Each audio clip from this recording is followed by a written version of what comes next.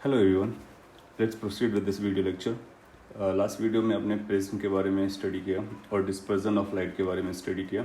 उसके अहेड हम लोग मूव करते हैं और what is going to happen when we have more than one prism. तो एक से ज़्यादा अगर प्रिज्म अपने पास होंगे तो हम कैसे आंसर देने वाले हैं क्वेश्चंस को लेकर के। So let's say we are having two prism, ये वन है और ये टू है। इनके नॉमेनक्लेचर ले लेते हैं। लेट्स से इसका जो एंगल ऑफ प्रिज्म है वो ए है, इसका रिफ्रैक्टिव इंडेक्स म्यू है। Next is let's say A dash और इसका रिफ्रैक्टिव इंडेक्स म्यू डैश है। और हम लोग इनको एज्यूम करके चलेंगे ये कैसे हैं, थिन प्रिज्म है, क्योंकि थिन प्रिज्म के लिए जो फाइनल फार्मूला आपने निकाला था डेविएशन को लेकर के, deviation is mu minus one into A, that is the deviation formula. और कॉचेस के रिलेशन के अकॉर्डिंग आपने ये भी लर्न किया है कि जो रिफ्रैक्टिव इंडेक्स होता है वो कलर पे डिपेंड करता है। अलग अलग कलर के लिए इसकी अलग अलग वैल्यूज रहती हैं।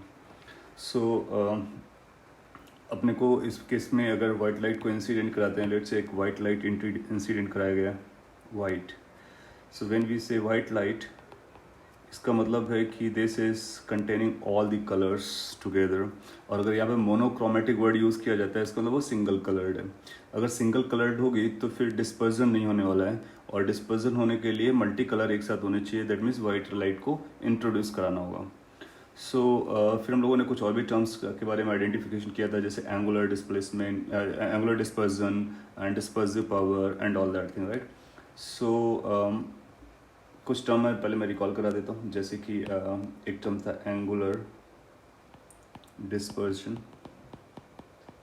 Angular dispersion for a prism is theta and this goes to for violet minus for red, जिसको आपने सिंप्लीफाई करके कुछ ऐसा निकाला था, mu violet minus mu rate into the angle of prism.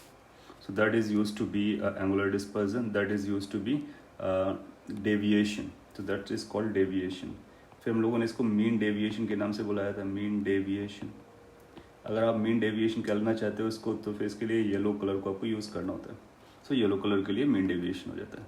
ये सिंगल प्रिज्म के बारे में आपने ये पढ़ रखा है। सिंगल प्रिज्म के लिए, मल्टीपल केस के लिए क्या करेंगे, हम सभी को अलग अलग स्टडी करेंगे, राइट। तो इसका अपना डेविएशन होगा, इसका अपना डेविएशन होगा, तो क्या हम नेट डेविएशन बता सकते हैं, net mean deviation. So what is going to be net mean deviation. So अगर हम लोग मीन डेविएशन के बारे में बात करना चाहते हैं, जो कि नटसेल में है, सो उसके लिए आपको डेविएशन फर्स्ट का निकालना होगा और डेविएशन सेकंड का निकालना होगा। Let's say mean deviation first का डेल वाई है और सेकंड का डेल वाई प्राइम है। So prime is use for the second, let's say.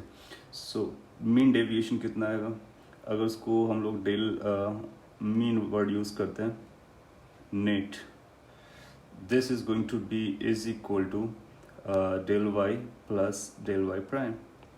Del Y भी आप निकाल सकते हो, डेल वाई प्राइम भी आप निकाल सकते हो। सो इसकी जो वैल्यू आएगी, that is going to be mu Y minus one into A plus mu Y prime minus one into A prime. उनके एंगल्स होंगे और उनका रिफ्रैक्टिव इंडेक्स होगा। तो एक ये इंपॉर्टेंट क्वांटिटी होती है जिसको हमको यूज़ करना होगा।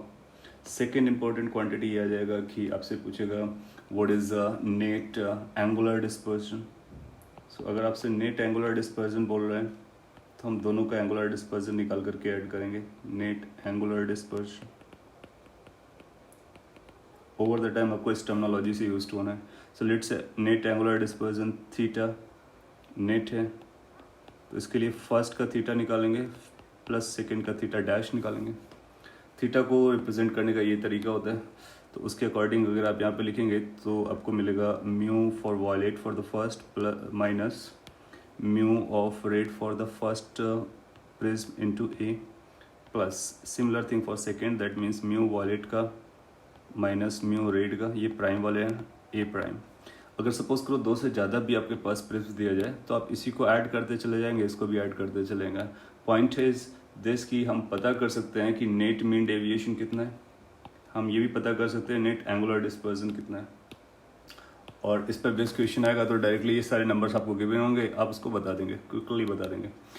कई बार फिर आपसे ये पूछता है कि दो प्रिज्म इस तरह से कंबाइन किए गए हैं कि लेट से नेट मीन डेविएशन 0 हो गया है, तो बताइए नेट एंगुलर डिस्पर्जन कितना होगा, या फिर नेट एंगुलर डिस्पर्जन 0 हो गया तो बताइए मीन डेविएशन कितना होगा।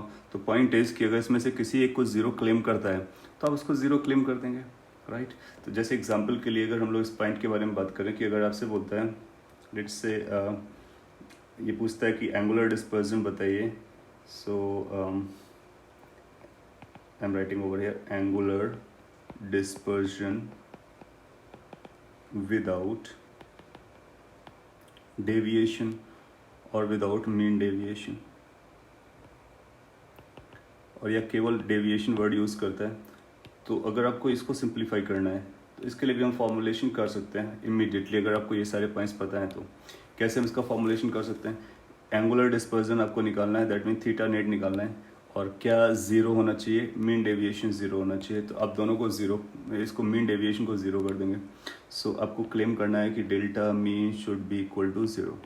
As soon as you do so आपको एक रिलेशन मिलेगा यहाँ से, तो that relation is mu Y minus 1 A plus mu Y dash minus 1 A dash equal to 0।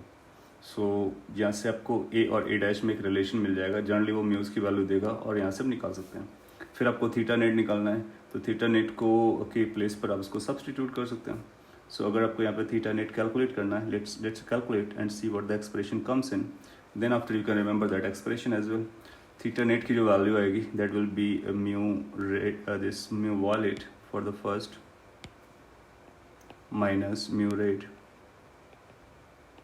A plus mu violet dash minus mu red dash A dash, that's formula. ना अब चाहो तो यहाँ से ए डैश की वैल्यू बारो करके यहाँ पे सब्सटीट्यूट कर सकते हो ए के टर्म में। तो अगर हमने ए डैश की वैल्यू को यहाँ पे सब्सटीट्यूट किया तो अब पाओगे कि ये माइनस का टर्म लेके आएगा और कुछ इस तरह से रिलेशन लेकर के आएगा। तो लेट्स राइट दैट, क्या इसको हम लिख सकते हैं mu violet minus mu of red into A, यहाँ पर एक माइनस टर्म आ जाएगा क्योंकि एक नेगेटिव आने वाला है। और ये कैलकुलेशन आप चेक कर सकते हो, म्यू रेट ये ओरिजिनल टर्म था, माइनस हमने ऑलरेडी रख दिया है। ऊपर आपको मिलेगा mu of yellow minus 1 into A, down side आपको मिलेगा mu Y dash minus 1। So this is how you are going to get this theta. इसको फर्दर सिंप्लीफाई किया जा सकता है। जब आप फर्दर सिंप्लीफाई करेंगे तो और भी सिंप्लीफाइड आपको नज़र आ जाएगा। इस पर कुछ कॉमन है, जैसे आप कॉमन लेना चाहें तो कुछ कॉमन ले सकते हैं। दैट मीन्स अगर आप लेते हैं म्यू वाई माइनस 1 इंटू ए को कॉमन लेते हैं लेट से, जब इसको आप कॉमन कंसीडर करेंगे तो आपको फर्स्ट टर्म में मिलेगा mu Y V mu R divide by mu Y minus 1 minus यहाँ पर आपको मिलेगा mu V dash minus mu R dash divide by mu Y dash minus 1। एक और डेफिनेशन आपने लर्न की थी, अगर उसको आप डायरेक्टली यूज़ करना चाहें तो ये का डेफिनेशन का पार्ट है और ये भी डेफिनेशन का पार्ट है, right. So what was that definition, do you remember that? This was used to know omega and this was used to be called as omega dash, where omega is a dispersive power. So इसको हम लोग इस तरह से भी लिख सकते हैं, this is going to be mu y minus 1 into a in the bracket omega minus omega dash, right? So कई बार ऐसा भी होगा कि आपको ओमेगा देगा, ओमेगा डैश देगा, ए देगा और ये देगा, आपसे नेट डिस्पर्जन के बारे में पूछेगा और मीन डेविएशन आपको 0 क्लेम करेगा। तो हम इस तरह से इस फॉर्मूले को यूज़ कर सकते हैं, इस फॉर्मूले को हम लोग यूज़ कर सकते हैं और यहाँ से आंसर दे सकते हैं। सिमिलरली अगर कभी आपसे कहता है कि नेट डिस्पर्जन 0 है तो आप इसको 0 कीजिए और नेट डेविएशन कैलकुलेट करने के लिए ए डैश की वैल्यू इस पर सब्सटीट्यूट कर दीजिए, फिर उसको हम डिस्पर्सिव पावर के टर्म में लिख सकते हैं। तो इस तरह से ये आपसे क्वेश्चन पूछा जा सकता है और उसको आप सॉल्व कर सकते हो। Okay, so finally you can treat this as a formula and I will suggest you to derive another formula in terms of these omegas when you make this angular dispersion 0 and calculate the deviation. So you will remember both the cases and whatever the case is coming you can directly apply the formula. Fine. Now let's consider next point, that is formation of rainbow. Rainbow का formation कैसे होता है? आपने देखा होगा rainy days में evening में आपको और डे टाइम पर आपको रेनबो नज़र आता है स्काई पे और कुछ ऐसा आपको नज़र आता है। ये किस तरह से फॉर्म होता है, क्यों फॉर्म होता है, उसके बारे में कुछ बेसिक जानकारी हम लोग यहाँ पे ले लेते हैं। रेनबो के फॉर्मेशन के लिए दो कंडीशंस होनी चाहिए। एक तो सनलाइट का होना, सन का होना बहुत ज़रूरी है, और दूसरा एटमॉस्फेरिक कंडीशन सूटेबल होनी चाहिए। एटमॉस्फेरिक कंडीशन सूटेबल होने का मतलब ये हुआ कि एटमॉस्फियर में ड्रॉपलेट्स होने चाहिए, वाटर के ड्रॉप्स होने चाहिए। तभी रेनबो आप तभी वॉच करते हैं जब रेनफॉल होती है या फिर उस तरह का वेदर होता है। तो जब रेन ड्रॉप्स होते हैं तो होता क्या है, यहाँ पर मैकेनिज्म एक्सप्लेन किया गया कैसे फॉर्म होता है, और इसको हम और डिटेल में बता देते हैं कि इस सन, ये this is a sun, from sun sunlight is coming, और ड्रॉपलेट्स जो स्पेस पे पाए जाते हैं उस पर ये लाइट रे इंसिडेंट करता है। जब ये इस तरह से इंसिडेंट करेगा देन यूल फाइंड कि ये डिफरेंट मीडियम, इसका अपने रिफ्रैक्टिव इंडेक्स होता है, आउटसाइड एयर है, तो यहाँ पर रिफ्रैक्शन होना स्टार्ट होगा। उसके लिए वही स्टोरी होगी कि एक परपेंडिकुलर आप ड्रॉ करेंगे और उस परपेंडिकुलर के बेसिस पे इंसिडेंट एंगल होगा, और फिर ये जिस तरह से प्रिज्म में लाइट जाती थी और सेग्रीगेट हो जाती थी, क्योंकि इसका रिफ्रैक्टिव इंडेक्स जो होता है वो वेवलेंथ पर डिपेंड करेगा, तो सारे कलर अलग अलग होना स्टार्ट हो जाते हैं। डाउन साइड कौन सा कलर जाता है, डाउन साइड वायलेट कलर जाता है, और अप साइड कौन सा जाता है, रेड कलर जाता है, क्योंकि वायलेट कलर का आप जानते हो कि डेविएशन ज़्यादा होता है, और बाकी सारे कलर इस ऑर्डर पर अरेंज होते हैं।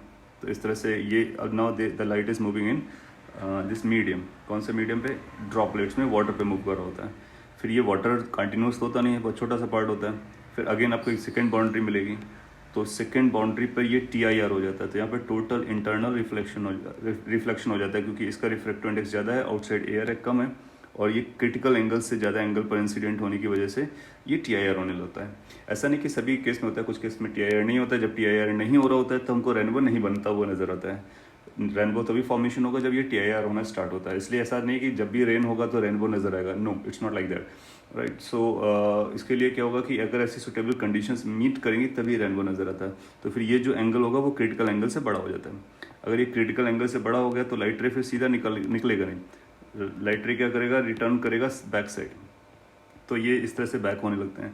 जब ये बैक होने होते हैं तो फिर इसके बाद में क्या होता है कि नेक्स्ट बाउंड्री आपको यहाँ पे मिलती है, यहाँ पर फिर से रिफ्रैक्शन स्टार्ट होता है।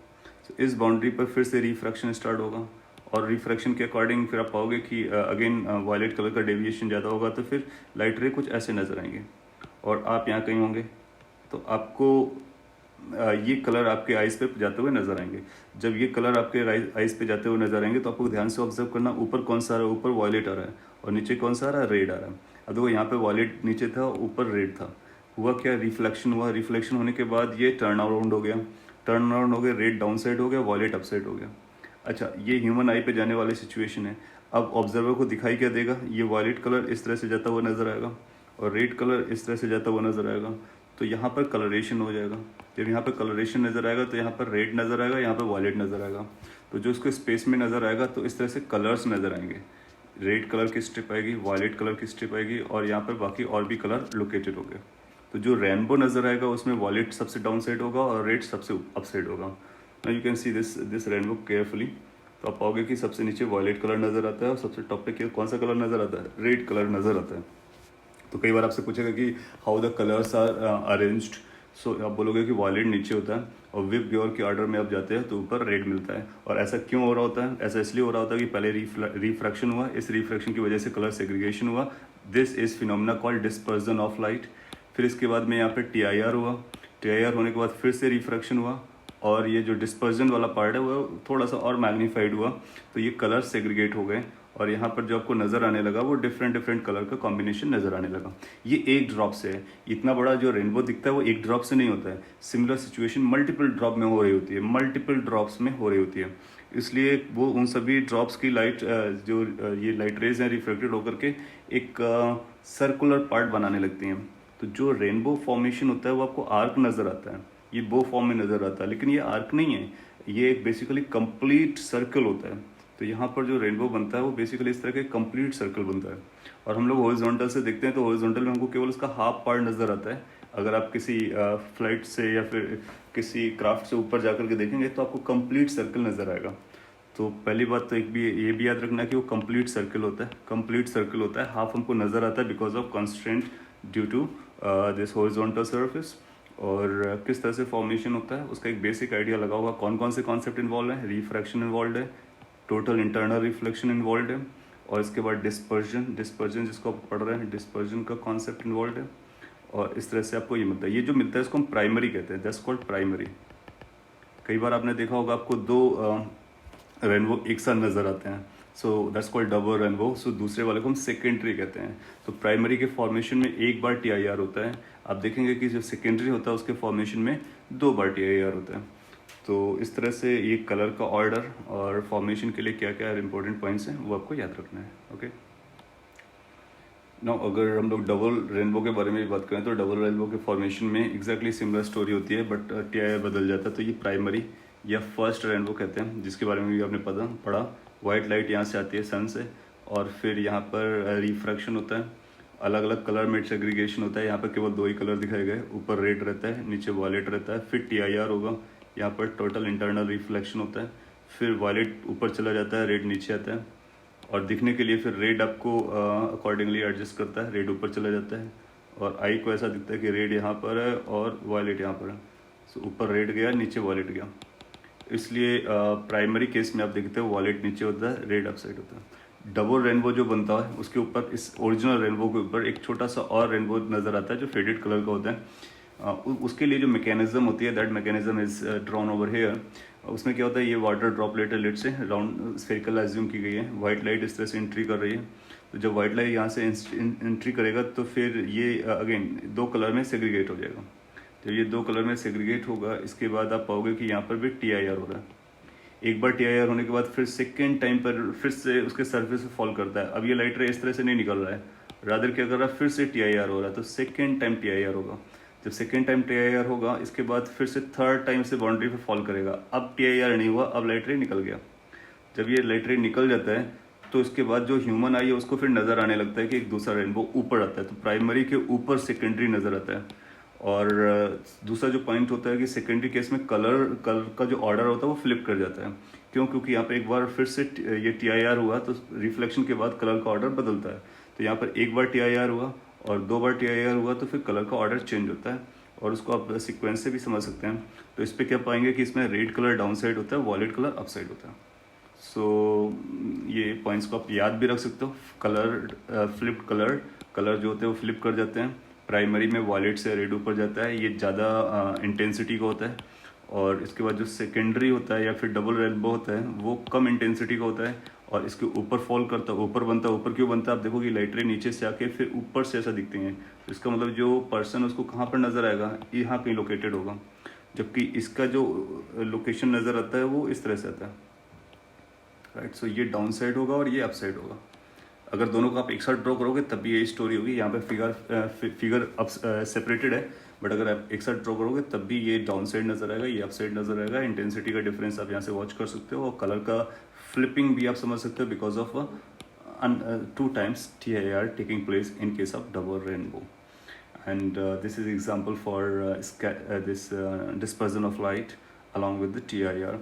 So ये रियल लाइफ का एग्जाम्पल है जो आप याद रख सकते हो। इससे रिलेटेड कुछ फैक्चुअल इन्फॉर्मेशन या फिर कुछ डायरेक्ट क्वेश्चंस थ्योरेटिकली आपसे पूछे जा सकते हैं। Okay, so in this small video lecture आपने समझा तो मल्टीपल प्रिज्म को रखने से क्या होता है और रेनबोज डबल रेनबो कैसे फॉर्म होते हैं। So that will help you in the examination. That's all for this video. Thank you everyone.